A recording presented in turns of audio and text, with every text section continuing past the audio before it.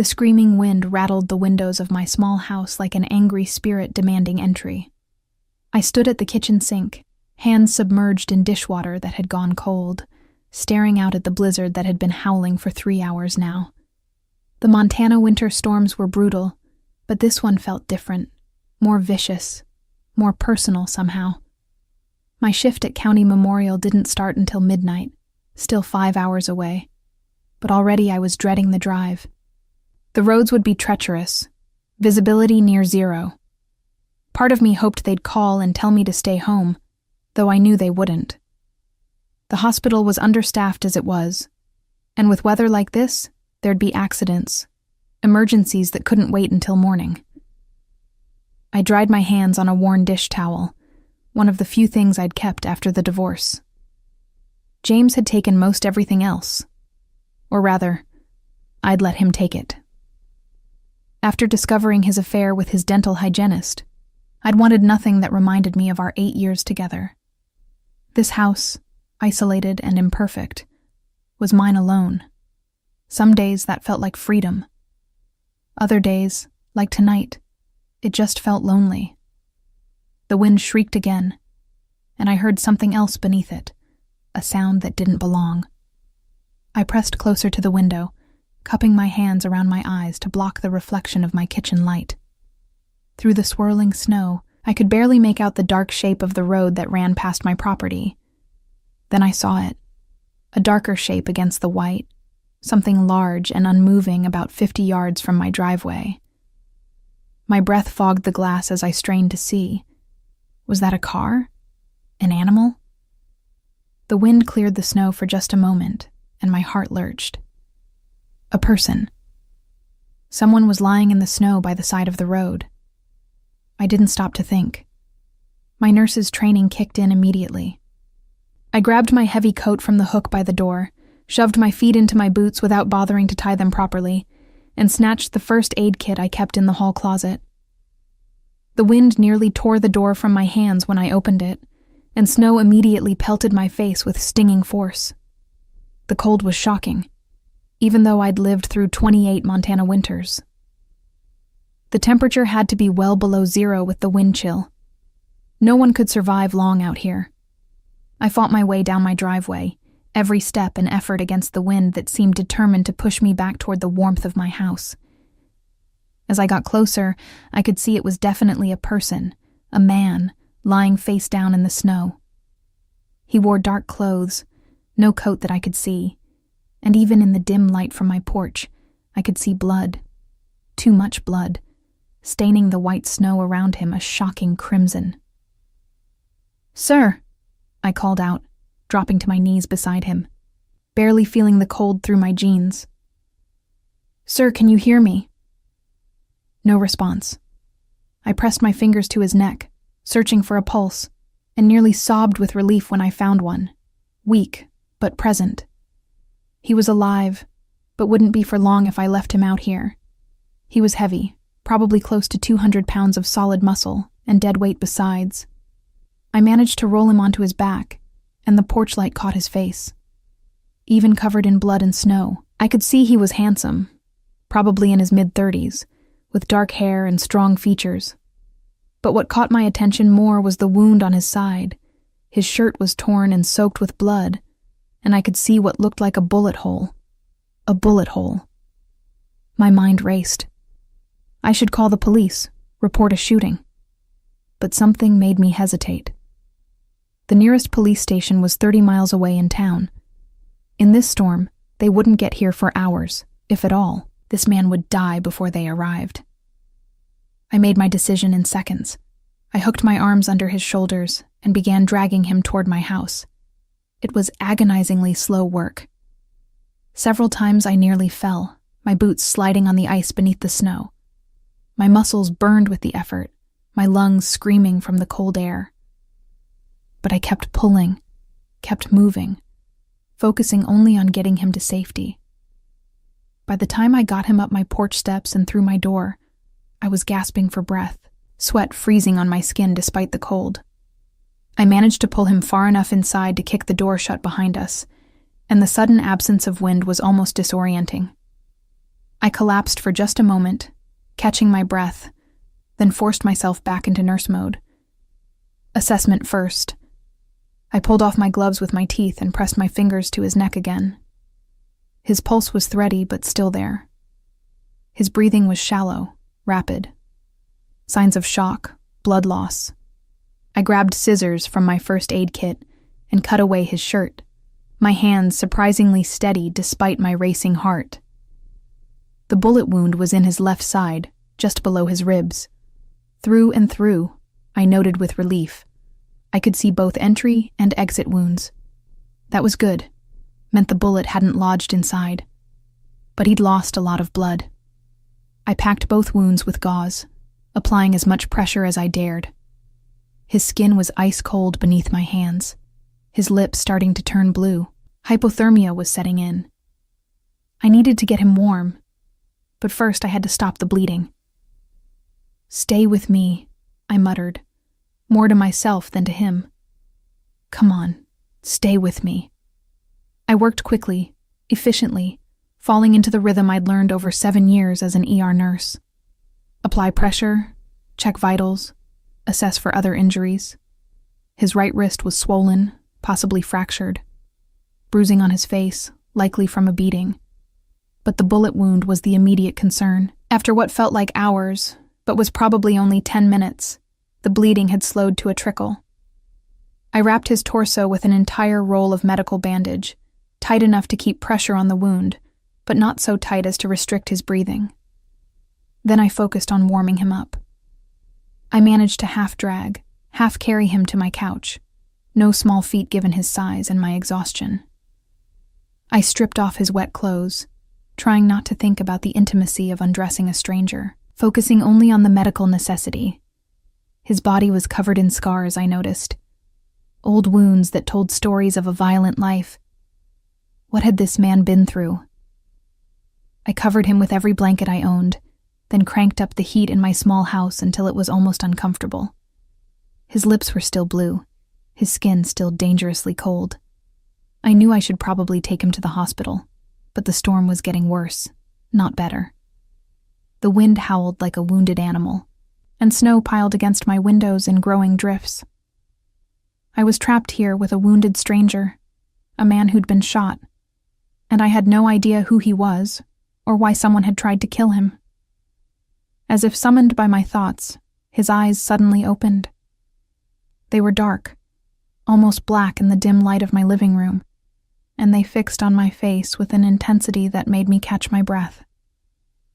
He tried to sit up, and I pressed a hand gently to his chest. "Don't move," I said, using my calm nurse voice. "You've been shot. You've lost a lot of blood. You need to stay still." His hand, surprisingly strong given his condition, gripped my wrist. "Where am I?" His voice was rough like gravel, but there was intelligence in those dark eyes, alertness that surprised me given his injuries. "My house," I answered honestly. "I found you on the road outside. You were bleeding in the snow. I brought you inside." Something flickered in his expression, emotion I couldn't read. "You shouldn't have done that." His grip on my wrist tightened, not painfully, but firm enough that I couldn't pull away. "Do you know who I am?" "No," I admitted, my heart starting to pound. "Should I?" He studied my face for a long moment, as if trying to determine if I was lying.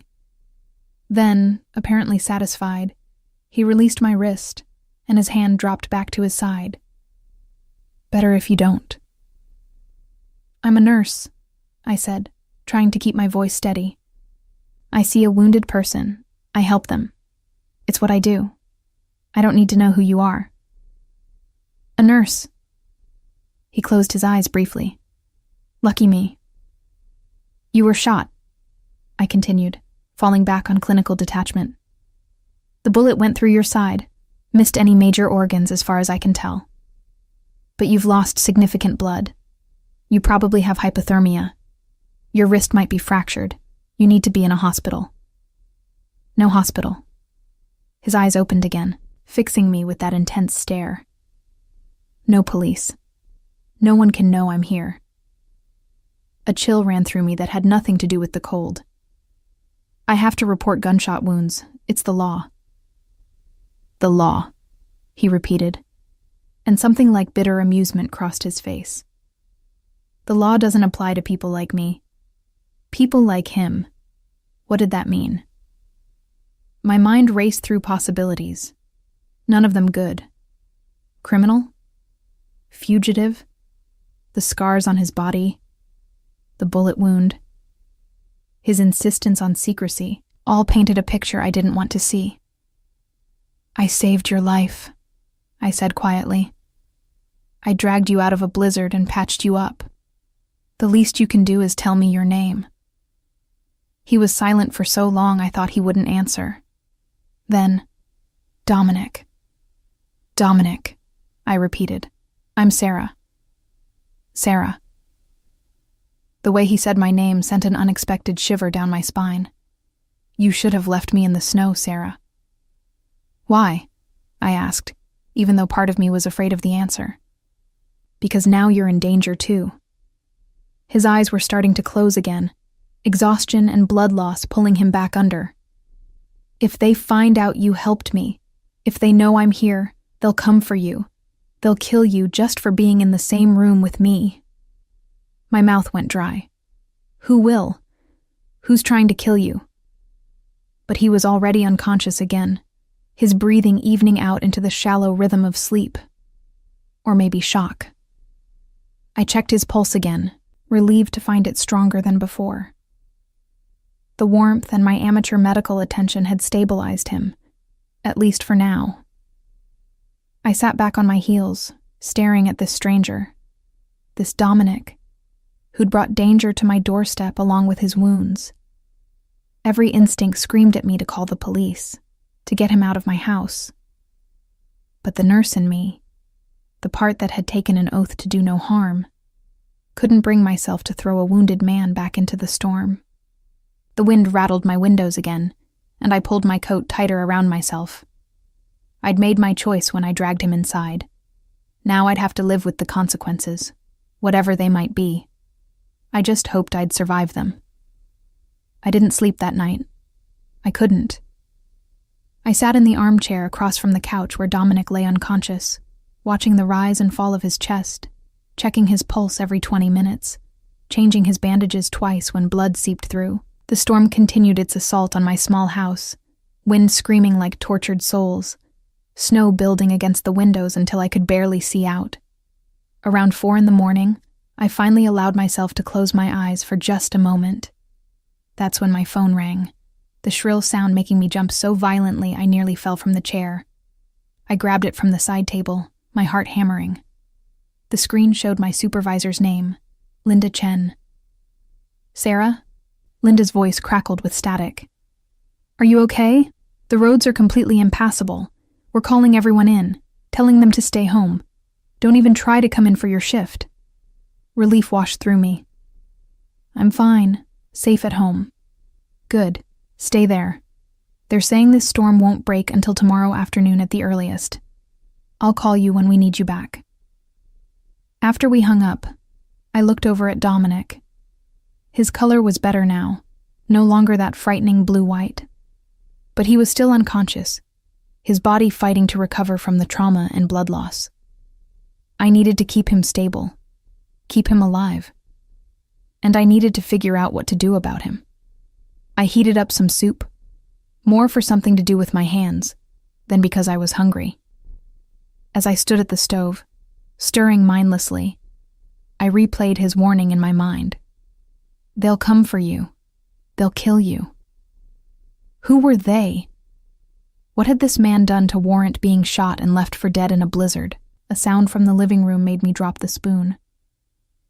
I rushed back to find Dominic's eyes open again, more alert this time, scanning the room with the practiced awareness of someone used to assessing threats. You're still here, he said, his voice stronger than before. It's my house, I replied, trying for levity and failing. Where else would I be? Smart people would have run by now. He tried to sit up, winced, and pressed a hand to his bandaged side. How long was I out? About 6 hours. I moved closer, reaching out to check his forehead for fever. He caught my wrist again, but gently this time. "I'm not going to hurt you," he said, reading the fear I was trying to hide. "If I wanted to hurt you, I would have done it already. That's not as reassuring as you think it is." I pulled my wrist free and stepped back. "You need to drink something. You've lost a lot of fluids." I brought him water, helped him sit up enough to drink without choking. His hand trembled slightly as he gripped the glass, the first sign of weakness I'd seen. When he'd finished, he leaned back against the pillows I'd propped behind him, studying me with those dark, unreadable eyes. "You don't recognize me at all," he said. It wasn't a question. Should I? A ghost of a smile crossed his lips. Most people in Montana know my face. Most people west of the Mississippi, actually. My stomach tightened. "Why?" Instead of answering, he nodded toward my laptop sitting on the coffee table. "Look me up. Dominic Raven." My hands shook as I opened the laptop and typed his name into the search bar. The results loaded, and my blood ran cold. Page after page of news articles. FBI's most wanted. Organized crime kingpin. The Raven, they called him. Head of the largest criminal organization in the western United States. Suspected in dozens of murders, though never convicted. Racketeering, money laundering, drug trafficking, weapons dealing. The list went on and on. I looked up from the screen to find him watching me, his expression neutral, almost curious to see how I'd react. "You're a mob boss," I said, my voice barely above a whisper. "I prefer businessman," he replied, that faint smile returning. "But yes, essentially." I stood up so fast the laptop nearly slid off my lap. "You need to leave. Now. Get out of my house." "Can't." He gestured to his bandaged torso. "Still bleeding, remember? Besides, the storm hasn't let up. I'd die before I made it to the road." "That's not my problem." But even as I said it, I knew it was a lie. I couldn't throw a wounded man out into the storm, criminal or not. My oath as a nurse wouldn't allow it, and Dominic knew it. I could see it in his eyes. "You're stuck with me, Sarah," he said softly. "At least until the storm breaks. After that, I'll disappear, and you can forget you ever saw me." Just like that. I crossed my arms, trying to project confidence I didn't feel. "You'll just walk away, and no one will ever know I helped you?" "No one will know unless you tell them." His expression hardened. "And if you're smart, you won't. The people who did this to me," he touched his wounded side, "they have resources, connections. If they find out you helped me, they'll assume you know something, that I told you something. They'll come after you." "Who are they?" "Rivals, enemies. Take your pick." He closed his eyes briefly. "I have more than I can count." The wind chose that moment to rattle the windows again, as if emphasizing how trapped we were together. I looked at this man, this dangerous criminal who shouldn't be alive, who I'd saved without knowing what he was. Part of me wanted to demand he tell me everything. Another part, the wiser part, wanted to know nothing at all. "I need to check your bandages," I said finally, falling back on the professional distance of a nurse. "And clean the wound properly. If it gets infected, then I die and your problem solves itself," he finished. "I don't want you to die," I admitted. "I don't want anyone to die, even criminals." Something shifted in his expression, a softness I hadn't expected. "You're too good for this world, Sarah Mitchell." I froze. "How do you know my last name?" He nodded toward my mail on the kitchen counter, visible from the couch, an envelope with my name and address printed clearly on it. "Right." I felt foolish for my moment of panic. Of course he could see my mail. But it reminded me how observant he was, how he missed nothing despite his injuries. I spent the next hour tending to his wounds. The bullet holes were clean, no signs of infection yet, but they needed proper sutures. I'd done field suturing during my training, but never anything this serious outside a hospital setting. My hands were steady as I worked, muscle memory taking over, but my mind raced. This man was a killer. The articles had been clear about that. People had died because of him, because of his orders. Yet here I was, carefully stitching his flesh, trying to save his life. What did that make me? Complicit? A fool? Both? "You're good at this," Dominic observed, watching me work with surprising calm. Most people would have flinched at the needle, but he barely reacted. "I've been a nurse for 7 years," I said, focusing on my stitches. "ER mostly. I've seen my share of trauma." "Why here?" he asked. "You could work anywhere. Better hospitals, bigger cities, better pay." I like the quiet. It was only partially true. I'd moved here after the divorce, wanting to disappear, to start over somewhere no one knew me or my failures.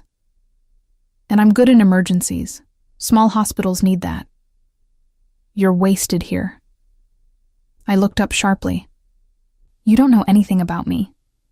I know you dragged a 200-pound stranger out of a blizzard," he said quietly. "I know you patched me up instead of calling the cops. I know you're scared right now, but you're not running. That tells me plenty." His words settled uncomfortably in my chest.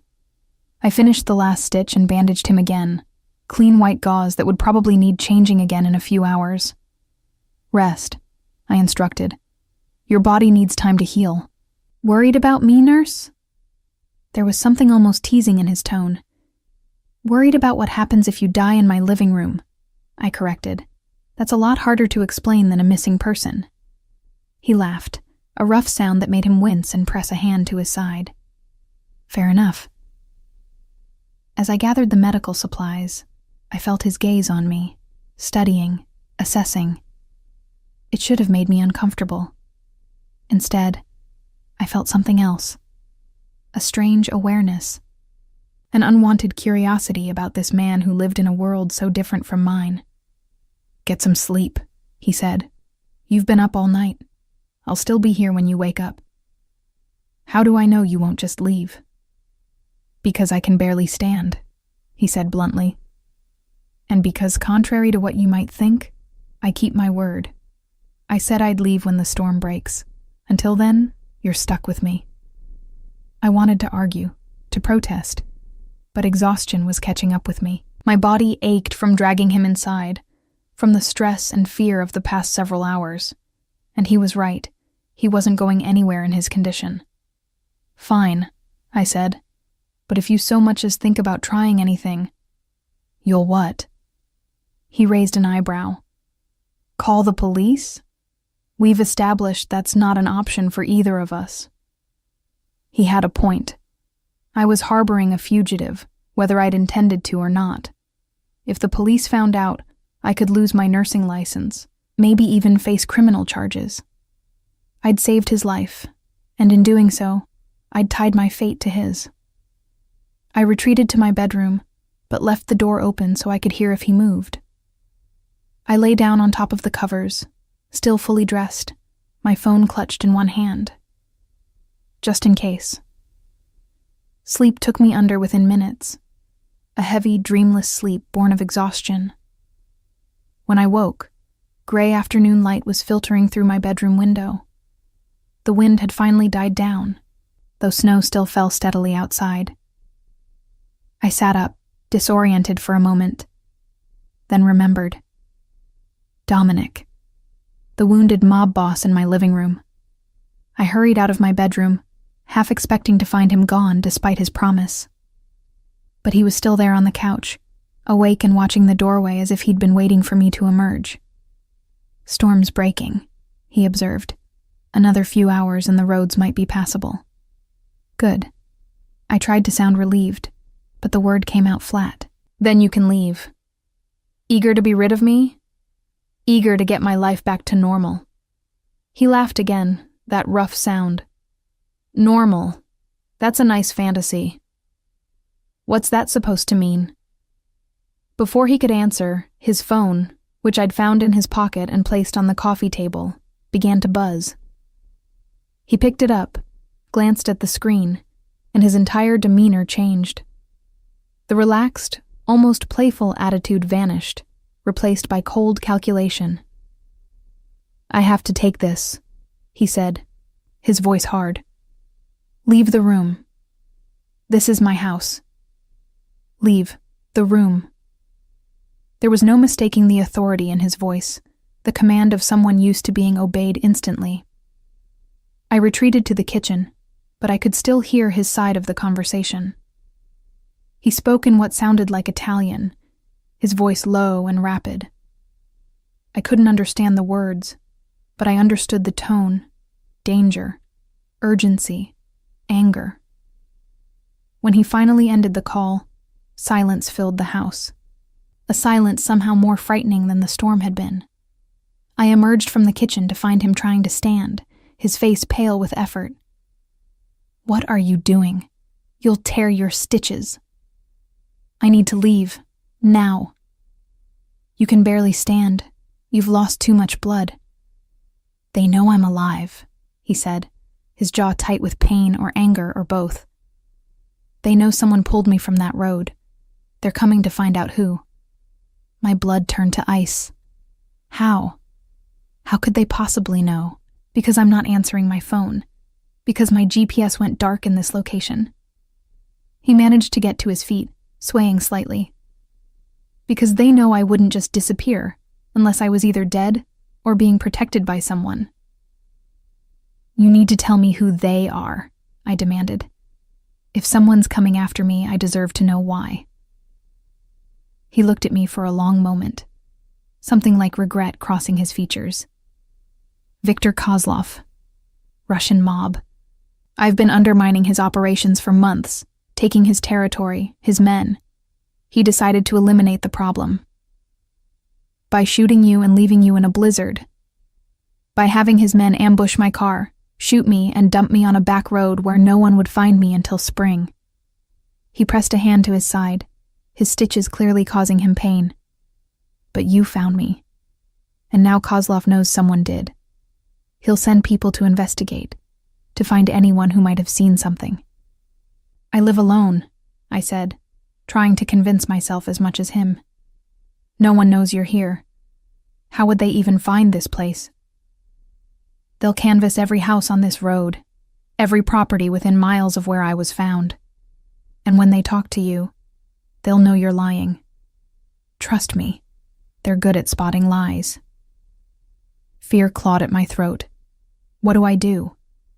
"You run," he said bluntly. "Pack a bag, get in your car, and drive as far from here as you can. I can't just leave my life behind. Better your life than your life." He moved toward the door, each step clearly agonizing. "I'm sorry, Sarah. I never meant for you to get caught up in this." "Wait."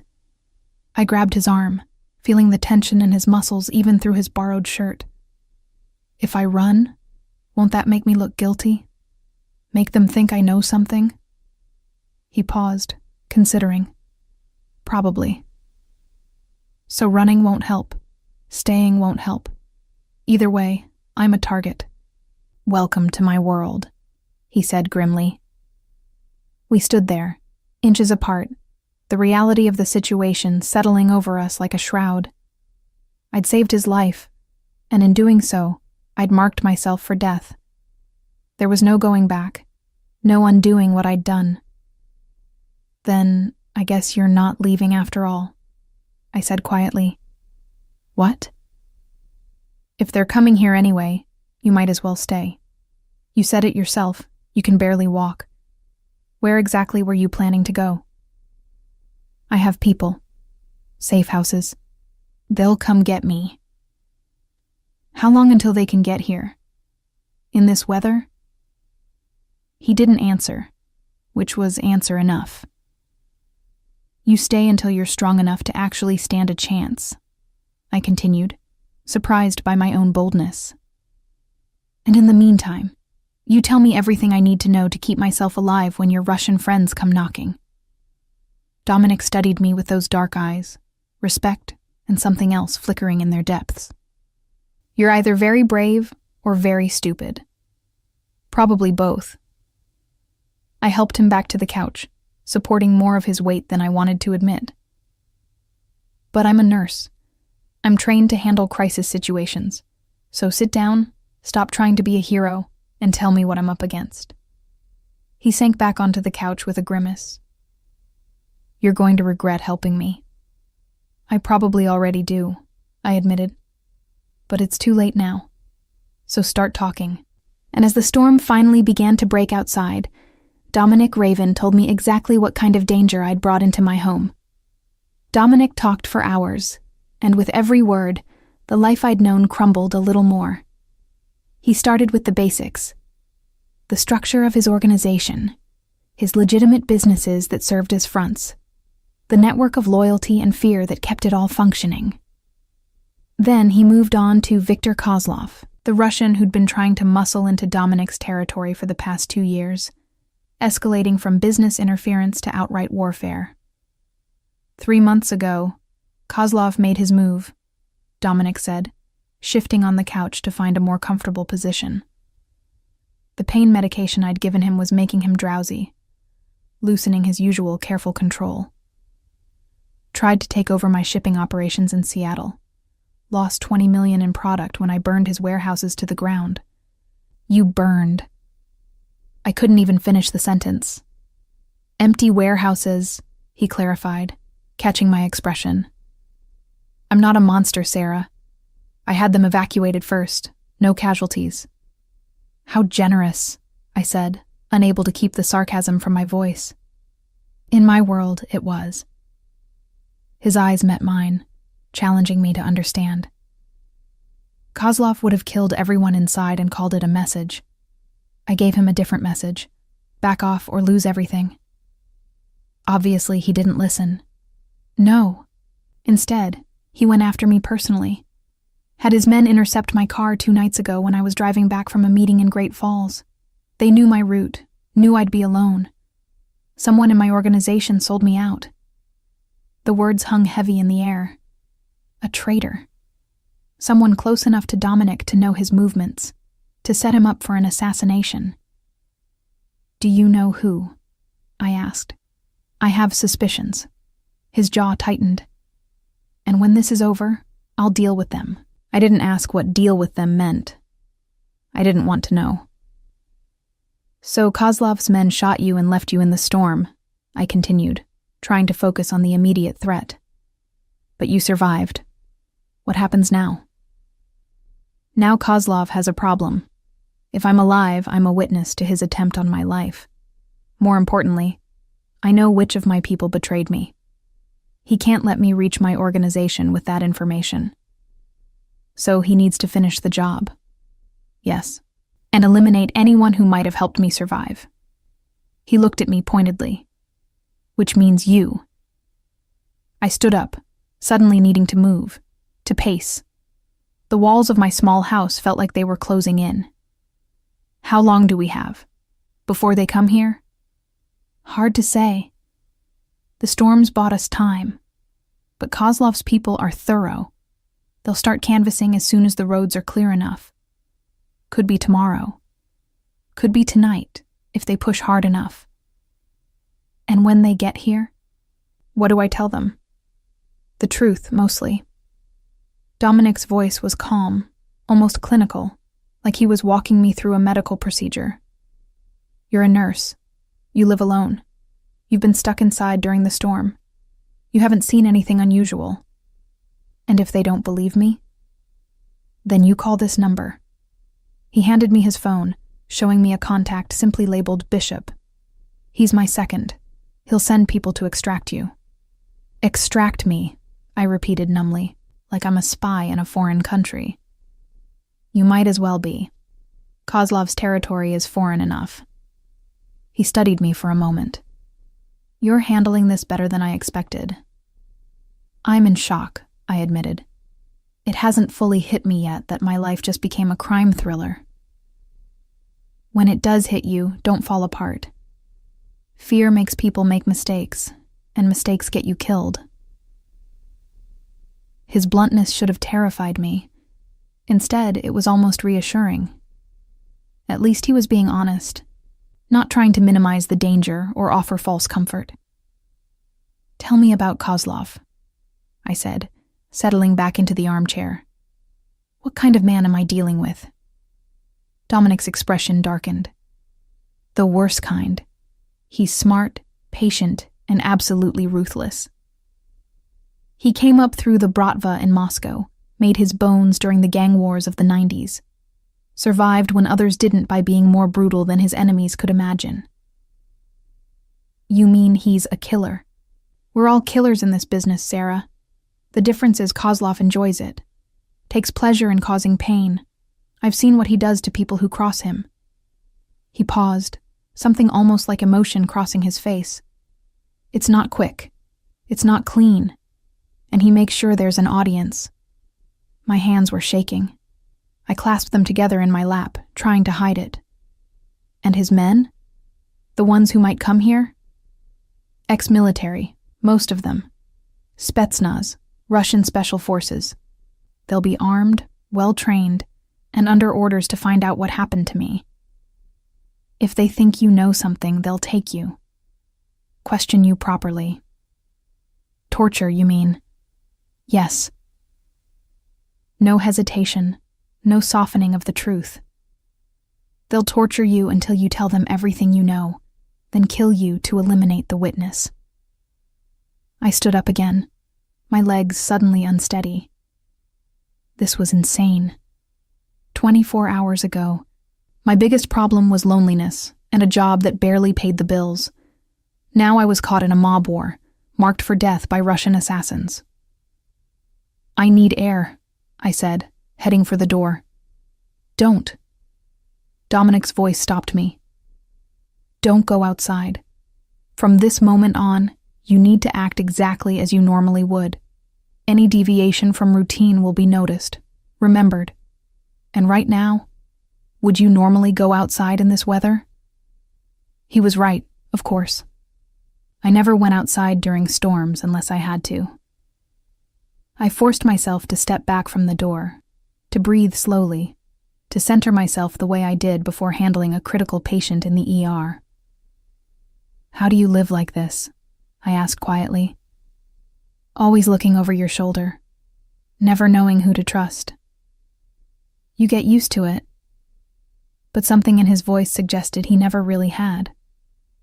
"And you find things worth protecting, people worth protecting. That makes it bearable.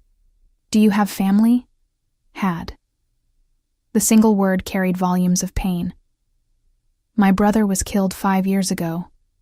Rival gang, revenge for something I'd done. My sister moved to Italy with her kids after that. Safer there. I'm sorry. Don't be. I knew the risks when I took over my father's organization. I made my choices and I live with the consequences." He looked at me steadily. "But you didn't choose this. You just tried to save a life. You deserve better than being dragged into my world." "Then help me survive it," I said, moving back to the chair. "What else do I need to know?" For the next several hours, Dominic taught me how to lie convincingly, how to spot surveillance, how to recognize the telltale signs of someone preparing to attack. He described Kozlov's typical enforcers, their appearances, their tactics, their weaknesses. He gave me escape routes from my own house, places to hide, ways to signal for help. It was like cramming for the most important exam of my life, except failure meant death. "The most important thing," Dominic said as night fell again outside, "is to stay calm. They'll be watching your reactions, your body language. Any sign of fear or deception, and they'll push harder. You need to be boring, forgettable. Just another isolated woman weathering a storm alone." "Except I'm not alone," I pointed out. "You're here. By tomorrow, I won't be." He shifted on the couch, testing his strength. My people are coming at first light. They'll take me to a safe house, and you'll be free of this complication. Just in time for the Russians to show up and question me. Better to be questioned without me here. If they find us together, there's no explaining that away." He paused. "Though I'll have men watching this place. If Kozlov's people try anything, they'll intervene. So I'll have Russian assassins at my front door and Italian mobsters watching my back." Perfect. Despite everything, Dominic smiled. Italian-American, technically. My grandfather came over from Sicily in the 50s. That's not as comforting as you think it is. His smile faded. "I know. But it's all the comfort I can offer right now." We fell into silence, the weight of tomorrow's uncertainties pressing down on us. Outside, the snow had finally stopped, leaving the world blanketed in white. It looked peaceful, pristine, a lie covering the ugliness beneath. "Why did you tell me all this?" I asked after a while. "You could have just left once the storm broke. Let me figure it out on my own." "Because I owe you my life," he said simply. "And because." He stopped, seeming to struggle with something. "Because you remind me there are still good people in this world. People who help strangers without asking what's in it for them. I'd forgotten that was possible." His words touched something in me, a loneliness I'd been ignoring since the divorce. The isolation I'd chosen was supposed to protect me from being hurt again. Instead, it had just left me numb, going through the motions of living without really feeling alive. "I'm not as good as you think," I said quietly. "I make mistakes. Plenty of them. Everyone makes mistakes." He looked at me with an intensity that made my breath catch. "The question is whether you try to fix them or run from them," says the man running from Russian assassins. "I'm not running. I'm regrouping." His eyes never left mine. There's a difference. The temperature in the room seemed to shift, the air between us suddenly charged with something I couldn't name. I was acutely aware of how close we were, how the lamplight caught the sharp angles of his face, how despite his injuries and the danger surrounding us, there was an undeniable magnetism to him. I stood abruptly, breaking the moment. "You need to rest. I'll make us something to eat." "Sarah." My name on his lips stopped me at the threshold to the kitchen. I turned back to find him watching me with an expression I couldn't read. "Thank you. For everything." "Don't thank me yet," I said, trying for levity. "I might still turn you in for the reward money." "There's a reward, I assume. You're on the FBI's most wanted list." He laughed, that rough sound I was starting to recognize. "Actually, there is. $2 million for information leading to my arrest." I whistled low. "That's almost tempting." "Is it?" The question was serious, not playful. He was actually asking if I'd considered it, if I was that kind of person. "No," I admitted. "I'm not. For better or worse, I saved your life, and I don't take that lightly. Whatever you've done, whatever you are, that's between you and your conscience. I'm just trying to keep us both alive." Something in his expression softened. "You're a rare woman, Sarah Mitchell. So I've been told." I turned back toward the kitchen before I could do something stupid, like walk back to him, like touch his face, like forget entirely that he was a dangerous criminal who'd brought death to my doorstep. But as I prepared our meal, hands moving through familiar motions while my mind raced, I couldn't escape the truth settling in my chest. Saving Dominic Raven's life might be the best or worst decision I'd ever made. And I had a feeling I'd find out which very soon. Dawn came too quickly, pale sunlight glinting off snow that seemed to stretch endlessly in every direction. I stood at my kitchen window, coffee mug cradled in both hands, watching the road for signs of approaching vehicles. My nerves were frayed from another sleepless night, this time spent hyper-aware of every sound, every creak of the house settling, imagining threats in every shadow. Behind me, I heard Dominic moving around my living room, testing his strength. He'd spent the last hour doing careful exercises, stretching, walking slowly from the couch to the window and back. The color had returned to his face, and though he moved with obvious pain, he was far steadier than he'd been yesterday. "Your people should be here soon," I said without turning around. "Are you sure you're well enough to move?" "I don't have a choice." His voice came from directly behind me, close enough that I could feel his body heat. I hadn't heard him approach, a reminder of how quietly he could move despite his injuries. "The longer I stay, the more danger you're in." "I'm already in danger." I turned to face him, suddenly angry at the unfairness of it all. "You said so yourself. Kozlov knows someone helped you. Whether you're here or not won't change that." "No, but if they find you alone, with no connection to me, they might believe you're innocent. If they find us together." He didn't finish the thought. He didn't have to. A sound in the distance made us both freeze, the low rumble of an engine. Dominic moved to the window, peering through the curtains with the wariness of a hunted animal. 2 SUVs, black and sleek, were making their way up my snow-covered driveway.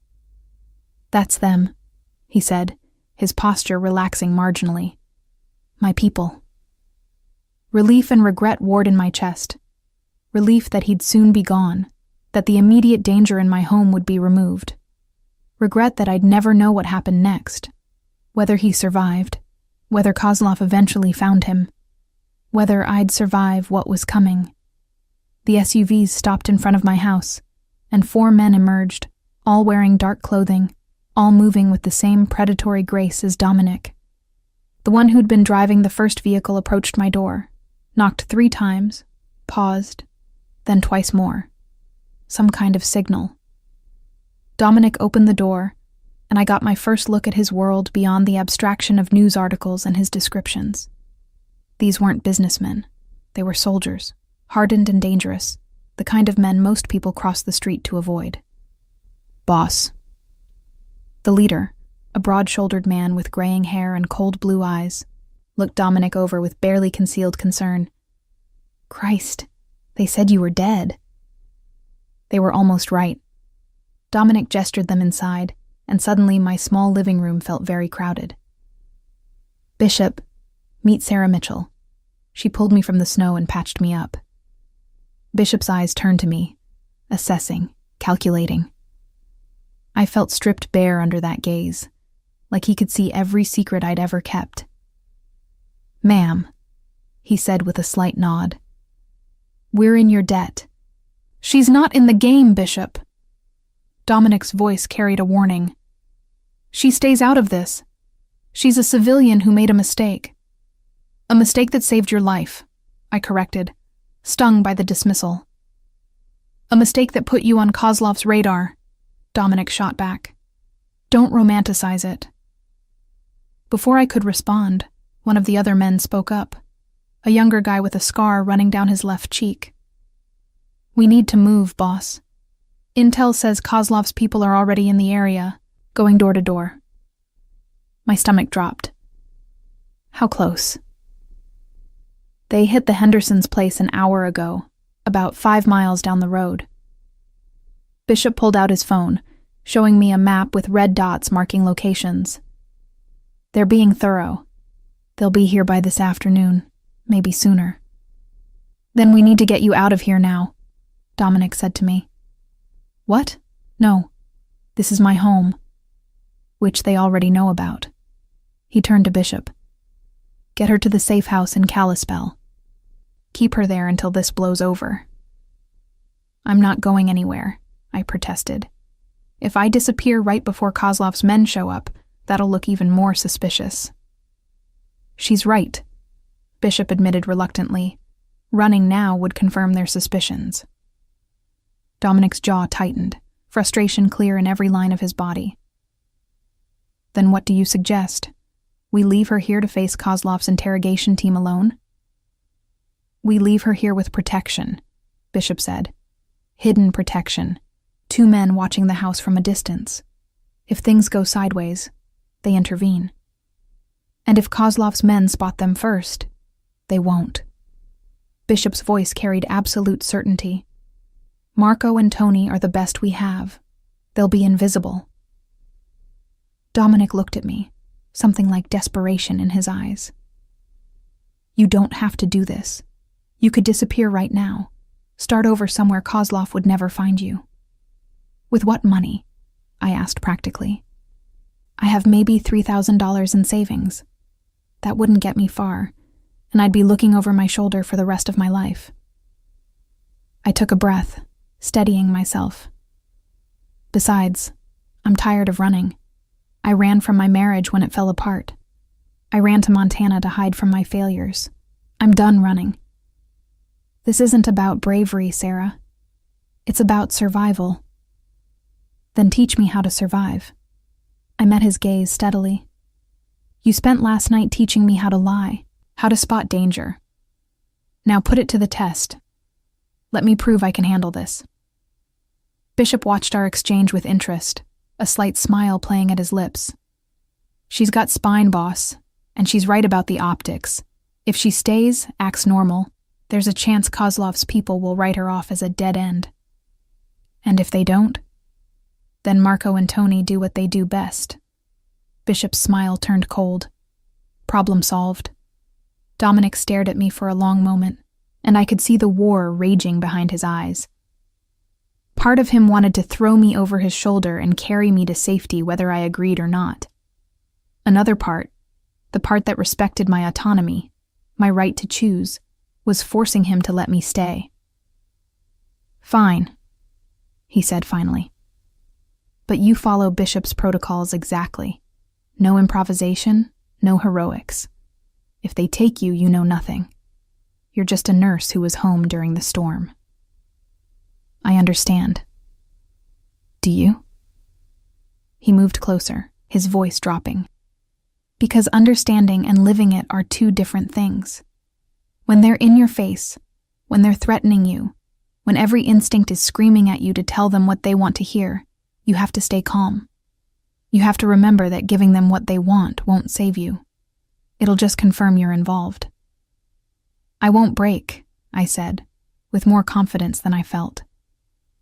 Bishop cleared his throat. We need to move, boss. Every minute we're here increases the risk. Dominic nodded reluctantly, then turned back to me one last time. My number's in your phone now. You call if anything feels wrong. Anything at all. I will. He hesitated, like he wanted to say something more, then seemed to think better of it. Instead, he did something that surprised us both. He pulled me into a brief, fierce embrace, careful of his injured side. Stay alive, Sarah Mitchell, he murmured against my hair. I'd hate for your death to be on my conscience. Then he was gone, following his men out to the waiting SUVs. I watched from the window as they loaded him into the second vehicle, watched as both SUVs navigated carefully down my driveway and disappeared around the bend. The house felt impossibly empty without him. I spent the rest of the morning cleaning obsessively, erasing any trace of Dominic's presence. I washed the blankets he'd used, scrubbed blood from the hardwood floor near the couch, disposed of the medical supplies in a trash bag I planned to burn later. By the time I was finished, there was no evidence anyone but me had been here during the storm. Around noon, my phone buzzed with a text from an unknown number. In position. You're covered. Stay calm. M. Marco, I assumed, one of my invisible guardians. The knowledge that armed men were watching my house should have been comforting. Instead, it just reminded me how surreal my life had become in less than 48 hours. I made lunch, though I could barely eat.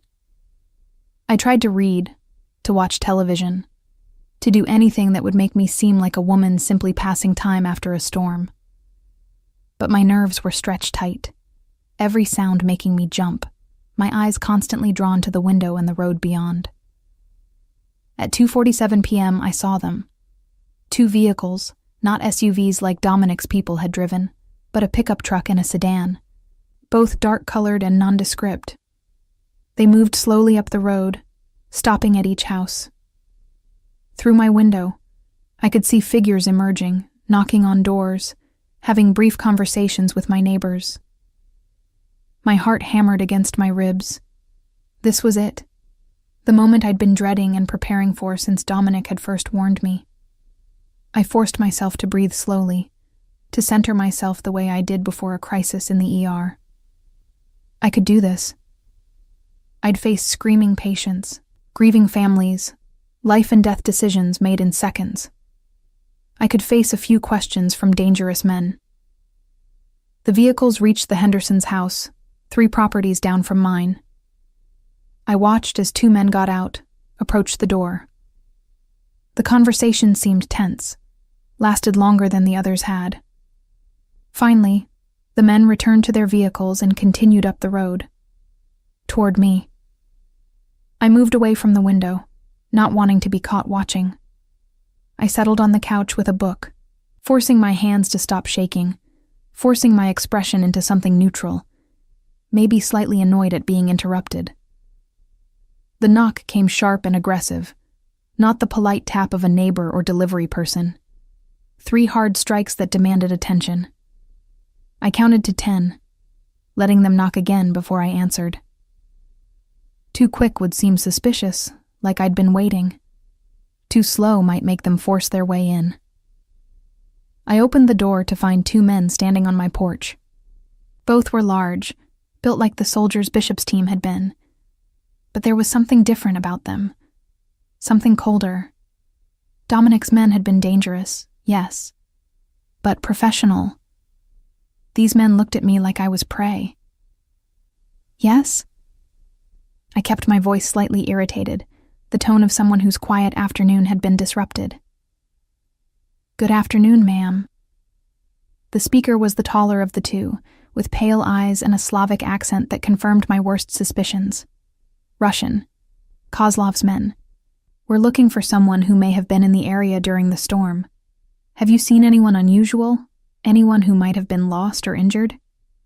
During the storm? I frowned, playing confused. I've been stuck inside for 2 days. Haven't seen anyone. You live here alone? The second man, stockier with a shaved head, was already looking past me into my house, his eyes scanning for anything out of place. Yes. Just me. I didn't elaborate, didn't offer information they hadn't asked for. Just as Dominic had taught me. Mind if we come in? Just a quick look around. We're trying to be thorough. Actually, I do mind. I kept my voice polite but firm. I don't know who you are or why you're really here. If you're with the police, show me a badge. Otherwise, I'd like you to leave my property. The pale-eyed man smiled, but there was no warmth in it. We're private investigators, ma'am, working for a family whose son went missing near here. We just want to make sure he didn't seek shelter during the storm. Like I said, I haven't seen anyone. Now, if you'll excuse me. The stocky one moved suddenly, his boot wedging in the door before I could close it. It'll just take a minute, miss. We won't touch anything. My pulse spiked, but I forced myself to stay calm. This was a test, I realized. They were pushing to see how I'd react, whether I'd panic or fold. I said no. I met his eyes without flinching. You can either leave now, or I can call the sheriff and report you for trespassing and attempted home invasion. Your choice. For a long moment, we stood there in a silent standoff. Then the pale-eyed man put a hand on his partner's shoulder, pulling him back. Of course, ma'am. We apologize for the intrusion. But his eyes never left mine, studying, assessing. If you do see anyone, or remember anything unusual, would you give us a call? He handed me a card with a phone number, no name, no company affiliation. Sure. I took the card without looking at it. They started to leave, but the pale-eyed man paused at the bottom of my porch steps. That's a lot of medical supplies for someone who lives alone. You a nurse or something?" My blood ran cold. How did he know about the medical supplies? Had they been watching the house before they knocked? Had they seen me disposing of the trash earlier? "ER nurse," I answered, keeping my voice steady. "Old habits. I like to be prepared for emergencies." "Smart." He smiled that cold smile again. You never know when someone might need help. Then they were gone, walking back to their vehicles with the casual confidence of predators who knew their prey couldn't escape. I watched them drive away, not moving from the doorway until they disappeared from view.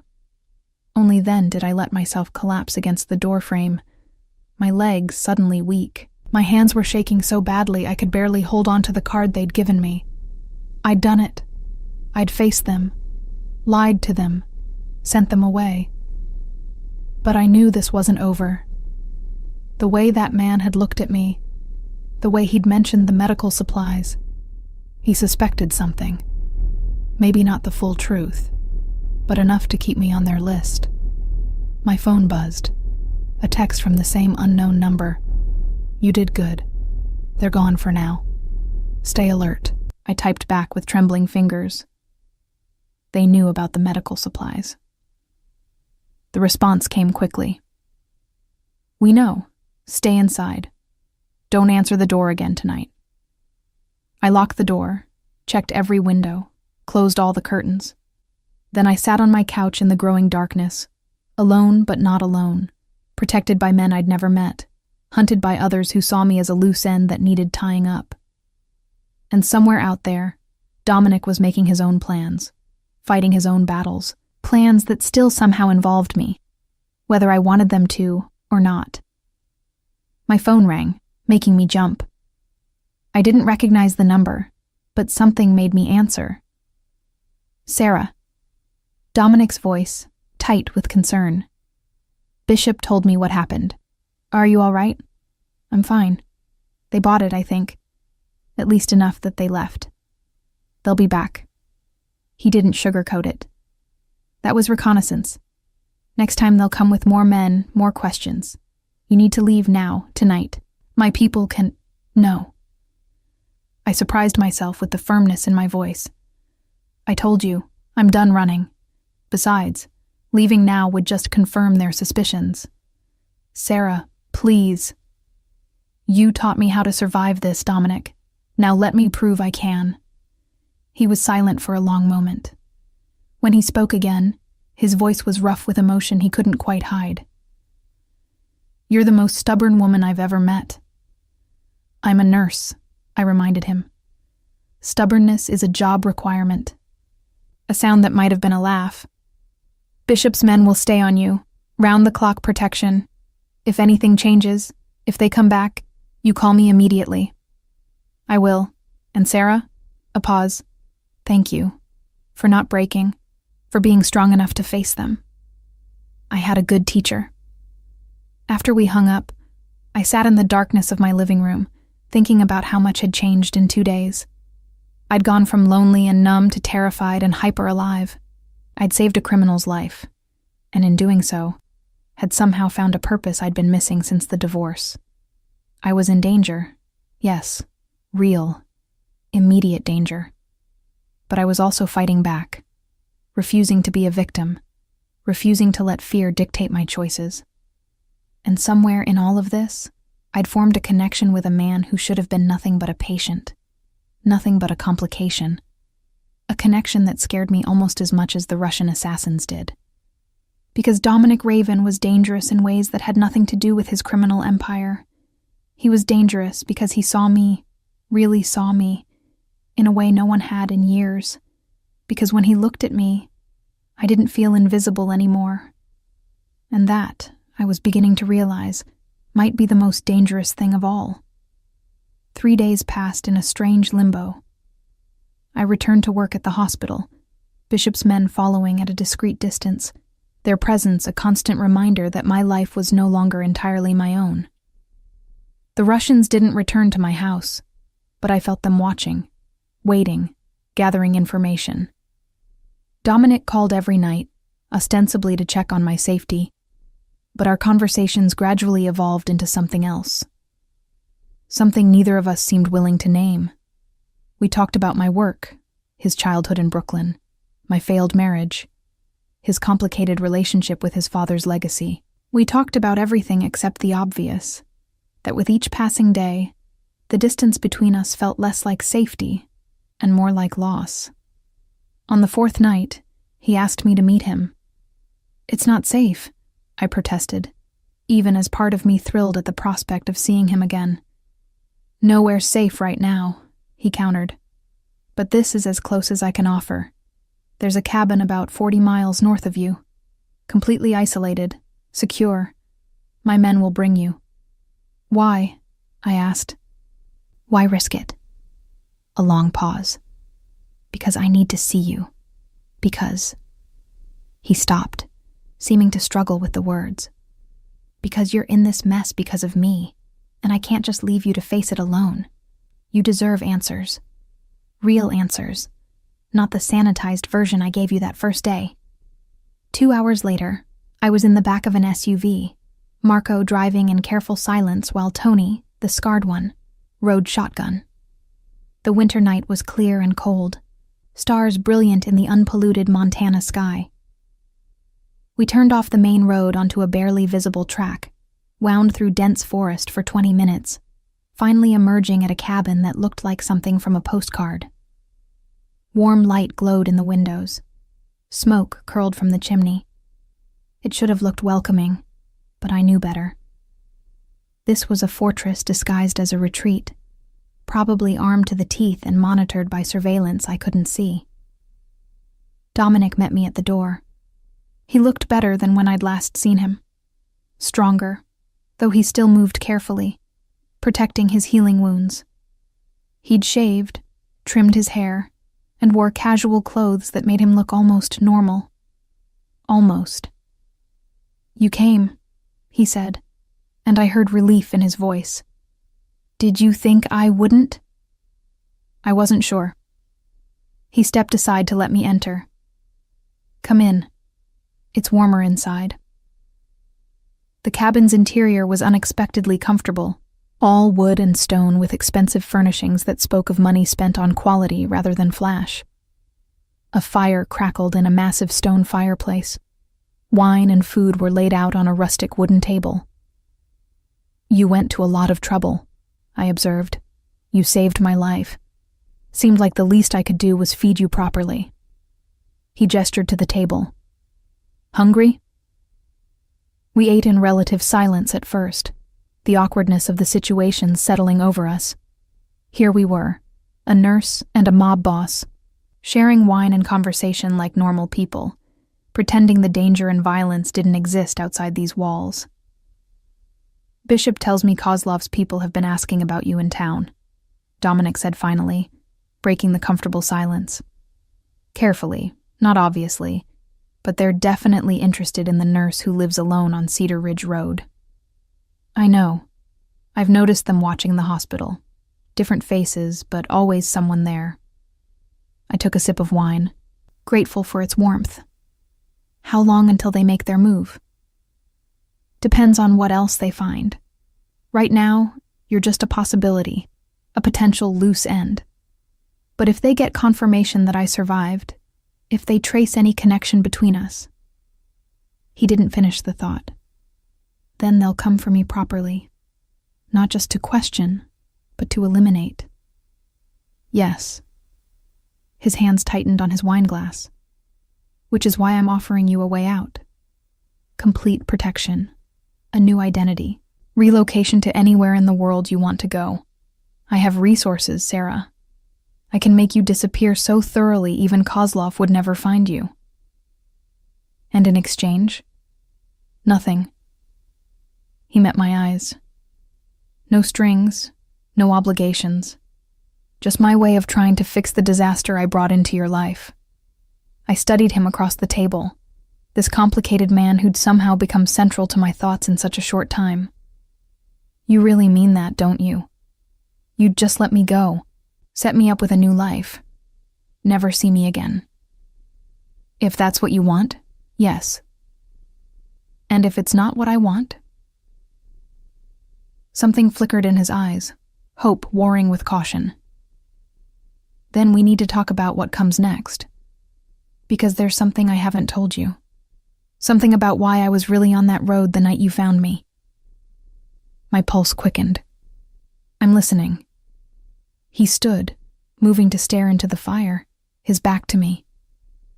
The meeting I was coming from in Great Falls, it wasn't business as usual. It was a setup, deliberately arranged by someone in my organization to get me alone, vulnerable. Someone working with Kozlov. Your traitor. Yes, but here's what I didn't tell you. I knew it was a setup. I went anyway, because I needed to know who it was, needed them to reveal themselves. The bullet wound, being left in the storm, that was the price of confirmation. I stared at his back, trying to process this. You let yourself get shot? I had a backup plan. Men who were supposed to intercept before it got that far. But Kozlov had more people in place than we anticipated. My backup was delayed, and suddenly I was bleeding out in a snowstorm. He turned to face me. Then you came along and saved my life, completely derailing both Kozlov's plan and mine. So I was just a complication in your elaborate scheme. At first, maybe. But then. He moved back to the table, sat down, his eyes never leaving mine. Then I got to know you. Your strength, your compassion, your stubborn refusal to be intimidated. And I realized you weren't a complication. You were a variable I hadn't accounted for. One that changed everything. Dominic. Let me finish. He reached across the table, his hand covering mine. I've spent 10 years in this life, Sarah. 10 years building power, making deals, eliminating threats. I'm good at it. Too good.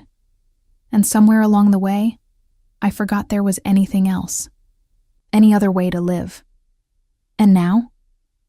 Now I'm sitting across from a woman who risked her life to save a stranger. Who faced down Russian killers with nothing but courage and quick thinking. Who makes me want things I thought I'd given up on. His thumb traced circles on the back of my hand. Now I'm realizing that maybe power and control aren't the only things worth fighting for. My heart was hammering so hard I was sure he could hear it. What are you saying? I'm saying I'm giving you a choice. A real one. He squeezed my hand gently. Option 1. I disappear you. New life. New identity. You're safe and free and we never see each other again. Option 2. You stay. Help me finish this war with Kozlov. And when it's over, we see if this thing between us is real or just adrenaline and proximity. You're asking me to choose between safety and... I couldn't finish the sentence. And me. He said it simply, without embellishment. I know it's insane. I know you barely know me. That everything about this is wrong. But I can't let you go without giving you the choice. Without letting you know that you've become important to me. More important than you should be. I should have laughed. Should have chosen option 1 without hesitation. Safety, freedom. A normal life far from bullets and bodyguards and Russian assassins. It was the rational choice. The smart choice. But I'd been playing it safe since the divorce. Playing it safe, staying numb, living half a life in the Montana wilderness. And it had left me empty, going through motions without really feeling anything. Until Dominic Raven had crashed into my life and woken me up. What would option 2 actually look like? I asked, surprising myself. Practically speaking. Hope flared in his eyes, quickly controlled. You'd stay in your house for now, maintain your normal routine, but with full protection. My men would be with you every moment. When Kozlov makes his move, and he will, we'll be ready. We'll use his attack to draw him out. Finish this once and for all. Using me as bait. With your consent and full knowledge, yes. I won't lie to you about the risks, Sarah. It's dangerous. There's a real chance something could go wrong, that my protection might not be enough. If you choose this path, you need to know exactly what you're getting into. I pulled my hand back, stood up, needing space to think. I moved to the window, stared out at the dark forest surrounding the cabin. Out there, somewhere, Kozlov's people were hunting. In here, Dominic was offering me a future, dangerous and uncertain, but real. "Tell me about the endgame," I said finally. "Let's say we take down Kozlov. Let's say we survive. Then what? You go back to being a crime lord, and I what? Become a mob wife? Live in constant fear of the next war, the next rival, the next bullet?" He came to stand behind me, close enough that I could feel his warmth but not touching. I've been thinking about that a lot these past few days, about what kind of life I want, what kind of man I want to be. My father built this organization from nothing, and I expanded it, made it stronger. But at what cost? I have money, power, respect. I also have a bullet wound and a list of enemies longer than my arm.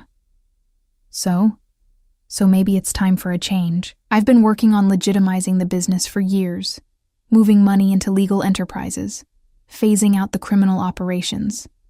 It's slow work, dangerous work, because every step toward legitimacy makes me look weak to rivals. But it's possible. In 5 years, maybe less, I could be nothing more than a wealthy businessman with a questionable past. I turned to face him. "You'd really do that? Give up the power, the control?" "For the right reason, yes." His hand came up, cupping my face gently. "For the right person." "We barely know each other," I protested weakly. "I know you're brave. I know you're compassionate. I know that when you make a commitment, you honor it, even when it costs you. I know that you see me, the real me, not just the reputation or the power." His thumb brushed across my cheekbone. "And I know that when I'm with you, I feel more human than I have in 10 years. Dominic. I should have pulled away. Every rational part of my brain was screaming that this was insane, that you don't fall for a criminal, that fairy tales like this don't happen in real life. But then he was kissing me, and rational thought fled. His lips were warm, demanding but gentle, and I found myself kissing him back with an intensity that surprised us both. His arms wrapped around me, careful of his healing wounds, pulling me close. I could feel his heart racing against mine, could taste the wine on his lips, could lose myself completely in this moment of stolen intimacy. When we finally broke apart, both breathing hard, his forehead rested against mine. "So," he murmured, "option 1 or option 2? I should have chosen safety. Should have walked away from this impossible man and his impossible offer. Should have been smart, practical, rational. Option 2, I heard myself say, but with conditions. He pulled back enough to meet my eyes. Name them. First, complete honesty. No more secrets, no more schemes I'm not aware of. If I'm going to be bait in your trap, I deserve to know every detail. Agreed. Second, after Kozlov is dealt with, you start legitimizing immediately. No more delays, no more excuses. I won't be part of a criminal empire, Dominic. If we're going to try this, it has to be moving toward something better. I can do that. Third, I hesitated, then pushed forward. Third, you have to understand that I'm not property. I'm not a possession to be protected and controlled. I'm a partner, or I'm nothing. My choices, my autonomy, those aren't negotiable. Something softened in his expression. I know. Trust me, Sarah. The last few days have taught me that you can't be controlled or owned. It's one of the things I love most about you. Love. The word hung between us, too big and too soon, but somehow right. Okay then, I said, my voice steadier than I felt. Let's finish this, together. He kissed me again, sealing the agreement, and I let myself fall into it. Into him. Into this impossible choice that felt more right than any safe decision I'd ever made. Outside, the Montana winter night stretched on, cold and dark and full of danger. But inside this cabin, in Dominic's arms, I felt warmer and more alive than I had in years. Tomorrow we'd plan. Tomorrow we'd prepare for whatever Kozlov would throw at us. Tomorrow, I'd face the consequences of choosing danger over safety, passion over practicality. But tonight, we had this. Two people who shouldn't have found each other, planning a future that shouldn't be possible, believing against all odds that love could be stronger than the violence that surrounded us. It was reckless. It was dangerous. It was probably the worst decision I'd ever made. And I'd never been more certain of anything in my life. The plan was simple in concept, treacherous in execution. We'd make it impossible for Kozlov to resist. We'd give him exactly what he wanted, proof that Dominic and I were connected, that I knew something worth killing for. And then, when he sent his people to eliminate us both, we'd be waiting. "You understand what we're asking you to do?" Bishop asked me 2 days later, his expression grave. We were back at the cabin, a dozen of Dominic's people surrounding us, going over the operation for the third time. "I'm going to make it obvious I'm hiding something," I recited.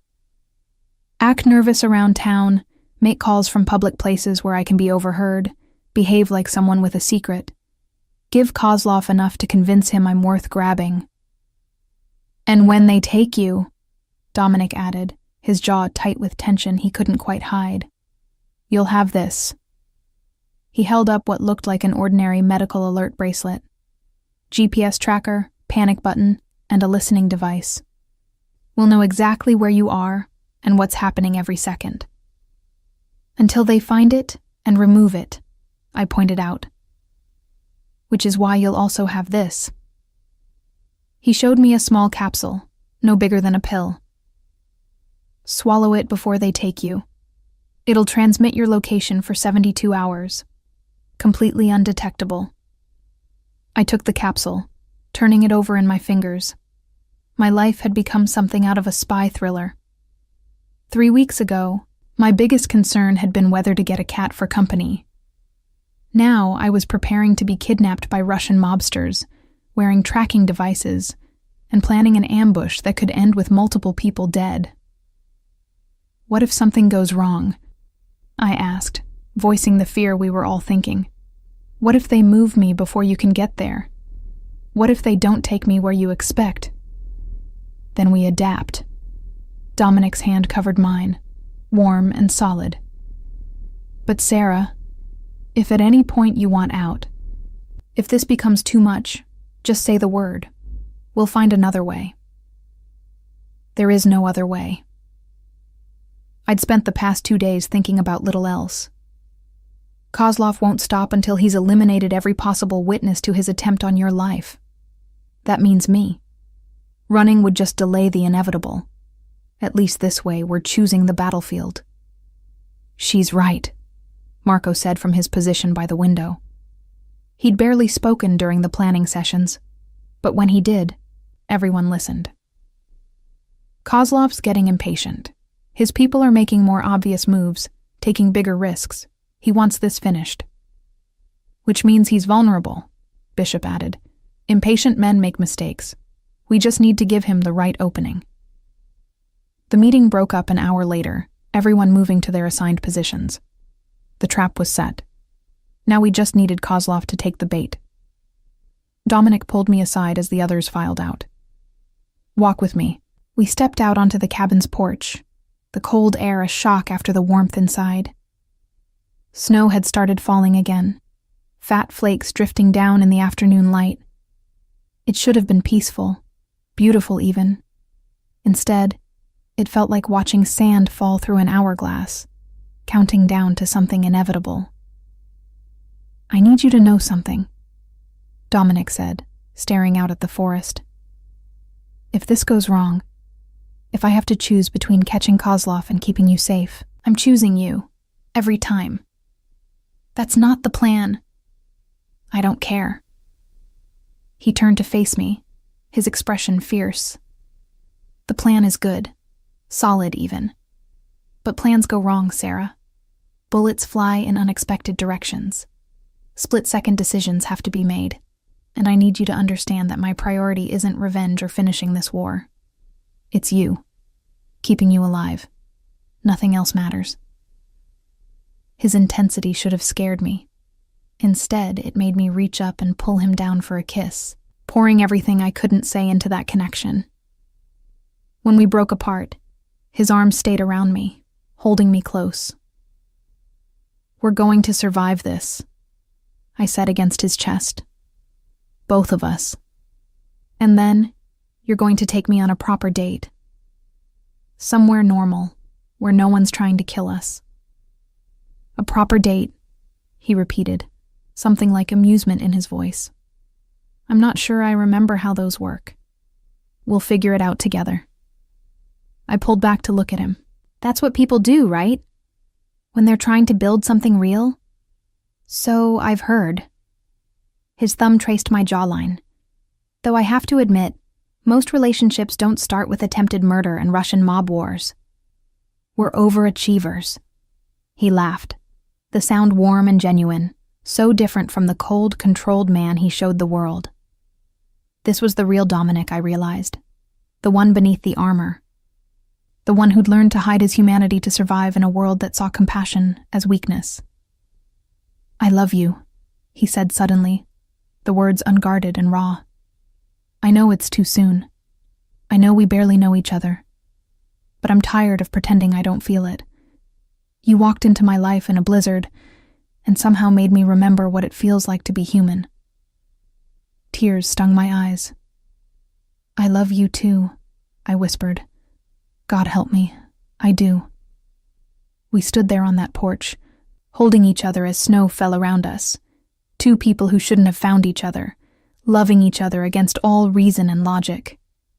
And for just a moment, the danger and violence faded away, leaving only this: connection, hope, the fragile possibility of a future. Then Bishop opened the door. Boss, we've got movement. Kozlov's people are mobilizing. Reality crashed back. The moment of peace shattered. Dominic's expression shifted instantly, the armor sliding back into place. How many? He asked. At least a dozen, maybe more. They're staging at a location about 20 miles from Sarah's house. Looks like they're preparing for a major operation. Dominic looked at me. This is it. They're coming for you tonight.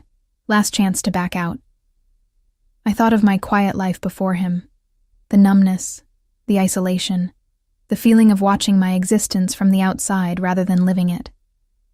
Then I thought of the past 3 weeks.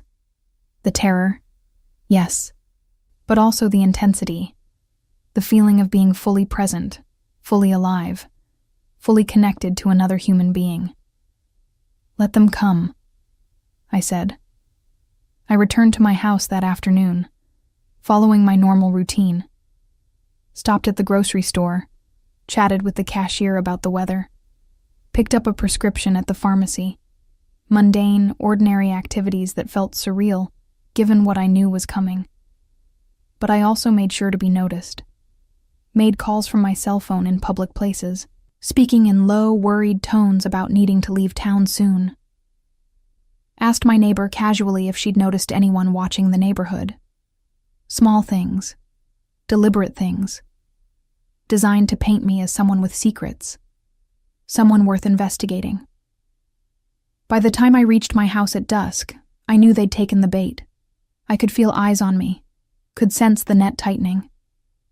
Marco and Tony were positioned a quarter mile away, hidden but ready. Another team was staged 5 miles out. Bishop coordinated from a mobile command center. And Dominic. Dominic was somewhere close, refusing to be anywhere else despite the risk. I went through my evening routine, turning on lights, making dinner I couldn't eat, trying not to jump at every sound. The tracking capsule sat in my pocket, ready to swallow at the first sign of trouble. The bracelet was on my wrist, its panic button hidden beneath a decorative cover. At 8:47 p.m., my power went out. Not just my house, the whole road. Someone had cut the lines. My heart hammered as I pulled out my phone, the screen's glow the only light in sudden darkness. I pressed the panic button on the bracelet, then swallowed the capsule, washing it down with water I poured in the dark. Then I waited. The sound came from my back door, subtle but distinct. Someone picking the lock, moving with professional efficiency. I stayed where I was at the kitchen table, hands visible, making no sudden moves that might trigger a nervous finger on a trigger. The door opened. 3 figures entered, moving with tactical precision, weapons drawn and equipped with flashlights that cut through the darkness. The beams found me, pinned me in place. "Sarah Mitchell?" The voice was familiar, the pale-eyed Russian from before. "You're going to come with us. Make noise, resist, and we'll kill you right here. Cooperate and you might survive this." "Where are we going?" I asked, proud that my voice barely shook. "Somewhere private. Somewhere we can talk properly about your guest during the storm." He smiled, cold and predatory. "Yes, we know about Dominic Raven. We know you saved him. Now you're going to tell us everything he told you, where he is, what he's planning. And if you're very lucky, we'll make your death quick afterward." 2 of them grabbed my arms, zip-tying my wrists in front of me with practiced efficiency. A hood was pulled over my head, blocking out even the flashlight beams. I fought down panic, focused on breathing, on remembering that I wasn't alone, that Dominic's people were tracking me, that this was part of the plan. They dragged me outside, the cold air hitting me even through the hood.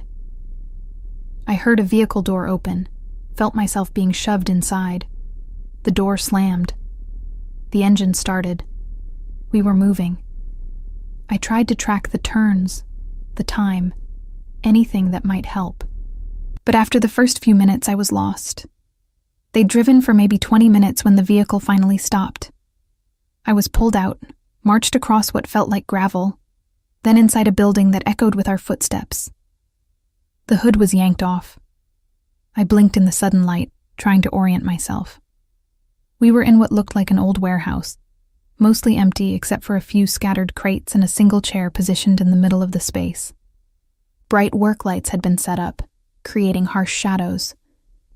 And standing near the chair, watching me with cold calculation, was a man I instinctively knew was Viktor Kozlov. He was smaller than I'd expected, maybe 5'8", with iron gray hair and the kind of face that revealed nothing. But his eyes, pale gray and absolutely devoid of warmth, held a cruelty that made my blood run cold. "The nurse who saved Raven's life," he said, his accent thicker than his men's. "Interesting. Tell me, do you make a habit of rescuing criminals from snowstorms?" "I make a habit of trying to save lives," I replied, forcing strength into my voice. "That's what nurses do. Noble." He moved closer, circling me like a shark. "But misplaced in this case. Do you know how many people Dominic Raven has killed? How many lives he's destroyed?" "Do you know how many you've destroyed?" I countered. His hand moved faster than I could track, backhanding me across the face hard enough that I tasted blood. My ears rang from the impact, but I forced myself to stay upright, to meet his eyes without flinching. "You have spirit," he observed. "That's good. Makes it more interesting. Sit." His men forced me into the chair, securing my zip-tied wrists to the armrests with additional restraints. I was completely immobilized, completely at their mercy. Fear clawed at my throat, but I pushed it down, focused on staying calm. Kozlov pulled up a crate, sitting across from me like we were having a casual conversation. "Now, let's discuss what Raven told you, what information he shared, what plans he has." "He didn't tell me anything," I said truthfully. "I'm just a nurse. I patched him up and he left. That's all." "Is that so?" Kozlov pulled out a knife, the blade catching the harsh light. "Then why were his men watching your house? Why did he call you every night? Why did you meet with him 2 days ago at his cabin?" My stomach dropped. They'd been watching more carefully than we'd thought. They knew about the cabin, about the phone calls. How much else did they know? "He was grateful," I said, improvising. "I saved his life. He wanted to make sure I was safe, that his enemies wouldn't come after me." I laughed bitterly. Guess that didn't work out. Kozlov studied me for a long moment, then nodded to one of his men. "Search her, thoroughly. Check for tracking devices, wires, anything electronic." They found the bracelet immediately, of course. That was expected. They smashed it, grinding the pieces under a boot heel. Then they patted me down, professional and impersonal, looking for anything else. They found nothing. The capsule was already well into my digestive system, undetectable without medical equipment they didn't have. "Clean," one of them reported. Kozlov smiled. "Good. That means whatever happens here, Raven won't know about it until it's too late." He leaned forward, the knife dancing between his fingers. "Last chance for honesty, nurse. Where is Dominic Raven? What is he planning?" "I don't know." I met his eyes steadily. "Even if I did, I wouldn't tell you. So you might as well get on with whatever you're planning to do, because I'm not talking." Something like respect flickered in his cold eyes. Brave or stupid? With women, it's sometimes hard to tell the difference. He stood, moving behind me. "Very well. We'll do this the hard way." I felt the cold press of the blade against my shoulder, felt it cut through fabric and skin in one smooth motion. Pain bloomed, sharp and immediate. I bit down hard on my lip, refusing to scream, refusing to give him the satisfaction. "That was just a warning," Kozlov said conversationally. "To show you I'm serious. The next one will hurt much more. And if you continue to refuse to cooperate, well," he came around to face me, the bloody knife held casually. "I have hours to work with. Days if necessary. Eventually everyone talks. It's just a question of how much pain you can endure first." I was about to respond when the warehouse's main door exploded inward. Everything happened at once. Gunfire erupted, deafening in the enclosed space. Kozlov's men dove for cover, returning fire at dark figures pouring through the entrance. I threw myself sideways, chair and all, hitting the concrete hard, but getting out of the immediate line of fire. Through the chaos, I saw Dominic, moving with deadly precision despite his healing wounds, his team flanking him. They'd come, exactly as promised. The tracking capsule had worked. But Kozlov hadn't run. He'd grabbed a weapon and was fighting back, his men forming a defensive perimeter. This wasn't going to be a quick rescue. This was going to be a bloodbath. A bullet struck the concrete inches from my head, spraying fragments that stung my face. I needed to get free, needed to move. I worked frantically at the restraints, my wrists already bleeding from the zip ties, but they wouldn't budge. Then Marco was there, appearing from the smoke and confusion. He cut through my restraints with a knife, pulled me to my feet. "Stay behind me. Move when I move." We made it 3 steps before Kozlov stepped into our path, his weapon aimed directly at my head. "Stop," he ordered, and Marco froze. The gunfire had ceased, both sides at a momentary standoff. Dominic stood 15 feet away, his weapon trained on Kozlov, his face a mask of cold fury. "Let her go, Victor," he said, his voice deadly calm. "This is between you and me." "Is it?" Kozlov smiled, pressing the barrel of his gun against my temple. "I think the nurse has made it very much about her. Tell your men to lower their weapons, or I'll paint the walls with her brain." "Do it, and you won't leave this building alive," Dominic replied. "I'm not leaving anyway." Kozlov's smile widened. But at least I'll take something precious from you first. At least I'll make sure you know what loss feels like. Time seemed to slow. I saw Dominic's finger on the trigger, saw the calculation in his eyes, saw him weighing the shot, the risk, the impossibility of making it before Kozlov could pull his own trigger. Saw him realize there was no clean solution, no way to save me without risking my death. I made the choice for him. I drove my elbow back into Kozlov's gut, twisting away from the gun's barrel as I moved. The weapon discharged, the bullet passing so close to my head I felt its heat. But it missed. And in that instant of distraction, Dominic fired. The bullet took Kozlov in the shoulder, spinning him away from me. Dominic's team surged forward, overwhelming the remaining Russians. It was over in seconds. The warehouse suddenly quiet except for the groans of the wounded and the ringing in my ears. Dominic reached me first, his hands on my face, my shoulders, checking for injuries with barely controlled panic. "Are you hurt? Sarah, talk to me." "I'm okay," I managed, though I was shaking so hard I could barely stand. "I'm okay." He pulled me against him, holding me like he'd never let go. I could feel his heart hammering, could feel the tremors running through him that matched my own. We'd survived. Against all odds, we'd actually survived.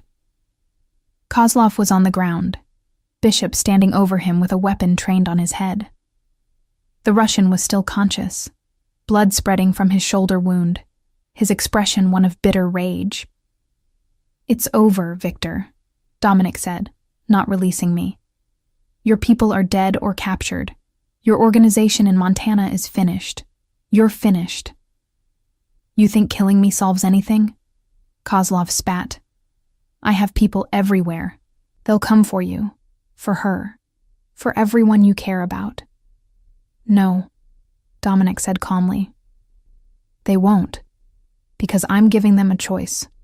Work for me or leave Montana entirely. Your empire here is mine now. And the first order I'm giving is that Sarah Mitchell is off limits. Anyone who touches her, anyone who even looks at her wrong, answers to me. That message will reach every criminal organization in the western states by morning." He looked down at me, something fierce and protective and possessive in his eyes. "She's mine," he said simply. "And I protect what's mine." Kozlov laughed, a bitter sound. "You've gone soft, Raven. Love makes you weak. It'll be your downfall." "Maybe," Dominic agreed. "But I'd rather fall with her than stand alone without her." Bishop made a call, and within minutes, sounds of approaching sirens filled the air. "FBI," he explained at my confused look. "We called them before we came in. Anonymous tip about a kidnapping in progress. They'll find Kozlov and his men, plenty of evidence of their crimes. Let the law handle him for once." "And us?" I asked. "We were never here." He smiled slightly. "Ghost in and ghost out. It's what we do." By the time the FBI arrived, we were long gone, disappearing into the Montana night. Marco drove while I sat in the back with Dominic, his arm around me, my head on his shoulder, both of us too exhausted for words. It was over. Really, truly over. Kozlov would spend the rest of his life in federal prison. His organization was scattered, leaderless. The threat had ended, and somehow, impossibly, I'd survived. "Where are we going?" I asked finally. "Home," Dominic answered. "Your place first, so you can pack. Then somewhere warm. Somewhere with beaches and sunshine and no Russian mobsters." "That sounds perfect." "We can stay as long as you want," he continued, his hand finding mine, our fingers intertwining. "Week, month, year. Take time to figure out what comes next." "I know what comes next," I said, surprising myself with my certainty. "You start legitimizing your business, like you promised. I keep being a nurse because I'm good at it and I love it, and we build a life together, a real one." outside of all this darkness. That simple? That complicated, I corrected. It won't be easy. You'll have enemies who won't forgive you for going legitimate. I'll have family and friends who won't understand why I'm with you. We'll have to work for this, fight for this. But yes, that's what comes next. He was quiet for a moment. When he spoke, his voice was rough with emotion. I don't deserve you, Sarah Mitchell. Probably not, I agreed, squeezing his hand. But you're stuck with me anyway. I saved your life, remember? That makes you my responsibility. His laugh was warm and genuine. Is that how it works? According to some ancient tradition I just made up, yes. We drove through the Montana night, leaving violence and danger behind, heading toward something new. Something uncertain, yes, but also full of possibility. 3 weeks ago, I'd saved a stranger's life in a blizzard. In doing so, I'd saved my own life in ways I was only beginning to understand. I'd found purpose, passion, and a love I'd never expected. The road ahead wouldn't be easy. Dominic's past would cast long shadows. Building trust would take time. Creating a legitimate life from a criminal empire would take years. There would be setbacks, challenges, moments when we'd wonder if we'd made the right choice. But as I sat there in his arms, feeling the steady beat of his heart against mine, I knew with absolute certainty that we'd face it all together. Because some loves are worth fighting for, worth risking everything for, worth believing in even when logic says it's impossible. And ours, born in blood and snow and desperation, was one of them. 6 months later, I stood on the beach at sunset, watching waves roll in from the Pacific, my toes digging into warm sand. The Montana winter felt like a lifetime ago, like something that had happened to someone else. Dominic emerged from our rented house, 2 glasses of wine in hand. He'd kept his promise, spending the past 6 months methodically legitimizing his business holdings, selling off criminal operations, reinvesting in legal enterprises. It was slow work, dangerous work, but he was doing it. For me. For us. For the future we were building. Penny for your thoughts, he said, handing me a glass. Just thinking about how strange life is, I answered, accepting the wine. How one choice, one moment, can change everything. Regrets? There was vulnerability in the question, a fear he rarely showed. Not even one. I turned to face him. This man who'd been a stranger, then a patient, then an impossible complication, and finally, the love I never saw coming. Though I am wondering, when you're going to make an honest woman of me, he laughed, reaching into his pocket. Funny you should mention that. The ring was simple, elegant, perfect. A diamond that caught the sunset light, surrounded by smaller stones that might have been sapphires. He dropped to one knee in the sand, looking up at me with eyes that held everything we'd survived, everything we'd built, everything we still hope to create. Sarah Mitchell, he said, you saved my life in more ways than one. You saw past the violence to the man beneath. You chose danger over safety, truth over comfort.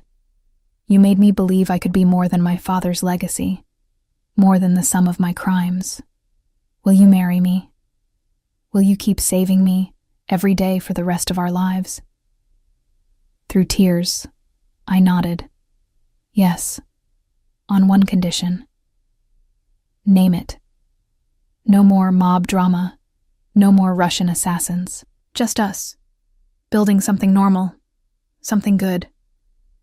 I can live with that. He slipped the ring onto my finger, then stood, pulling me into his arms. In fact, I can't wait to live with that. As we kissed, the sun sinking below the horizon behind us, I thought about the woman I'd been before that blizzard. Lonely, numb, playing it safe. And I thought about the woman I'd become.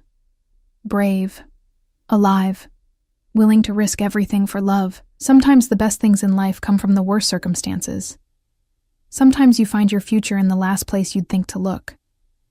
Sometimes you have to walk through darkness to find the light. And sometimes you just have to be crazy enough to drag a wounded stranger out of a snowstorm and see where the choice takes you. For me, it had taken me here, to a beach at sunset, wearing an engagement ring, planning a future with an ex-mob boss who'd become the love of my life.